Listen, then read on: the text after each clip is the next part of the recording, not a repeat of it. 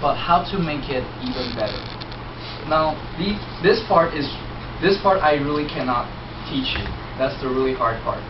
What you guys need to do is educate yourselves more. You need to look at other people's speeches. Find out what exactly is that other people does that is effective. What kind of eye contact do they use? What kind of speech techniques? Like before, I used to talk about twist. What exactly is twist? Who knows? Debbie? Unexpected words where we surprise all the audience. Learning how to surprise your audiences with your words. You build up tension, then at a certain point you add a pause, then you come up with an answer that is unexpected, that makes the audience interested. Each of these speech techniques are actually out there. It's there for you to research.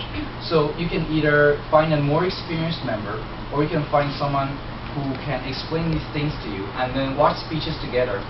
So the evaluators or the more experienced members can actually tell you about these techniques. Now, I know the humor speech contest is coming up, so I actually researched a few videos online. I'll put them up on Facebook later, but these are really interesting, like, humorous techniques. Like, for the first one, David LaCroix. David LaCroix is a very famous humor speaker in America. And the speech here, he was talking about Toastmaster-holics. You know how people when they're addicted to alcohol, they go to meetings, he's like, "Hi everybody, my name is Peter, and I'm a Toastmaster-holic." I'm sorry. A lot of times, like, I just started with a few presentations, but then I ended up driving 2 hours to give a free speech. Then I got paid for one. I felt so cheap. Like, a lot of it was actually twist, and taking something serious and twisting it into something more interesting. These things are different techniques that can be introduced, but a lot of things is you have to experience this for yourself and utilize them in your own speeches. Let's see, part one. Yeah. The second part, My Day with Destiny, this is also very creative. During a humor speech contest, you have to understand is the contest master would normally read your name once, and your topic, and your topic, and your name. And then you come up on stage, as the first action you make, or the first word you say, the timer will start. But then, yeah, I'm basically done with that anyway. But basically what you can do is use some of that. What do I mean using some of the stuff with the reading? During the speech that I heard, he made his topic really, really long. Like usually you would hear like, okay, contestant number 1, Amy Lin. I am a shopaholic. I am a shopaholic, Amy Lin. I know that's not true, but yeah, just go with it. But then let's say you're Julian. Then contestant number 2, Julian Lin.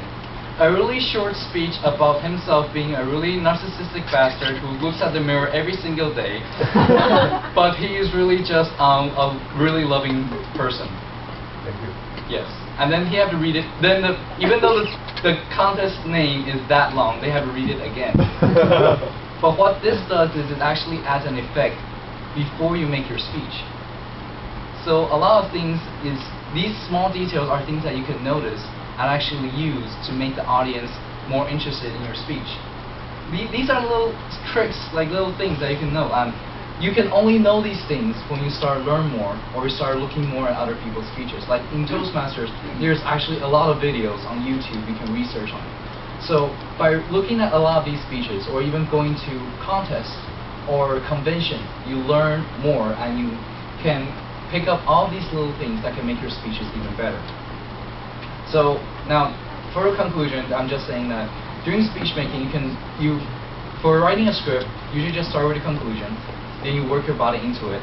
Then for your performance, just try to add in more interest, more dimensions in your speeches. And to make your speeches even better, educate yourselves even more in the art of speaking. There's a lot of techniques out there, and when you learn something, you realize that there's even more to learn. Like for me, I know there's still a lot of things I still need to learn, whether it's twist, whether it's suspense, or whether it's learning how to emote yourself on stage. There's a lot of things that we all can work on. So I hope this all can help you all. So if you got any more questions, you can ask me afterwards. The videos, I will upload them online. And for those of you who are competing in the humor speech contest, good luck. Thank you.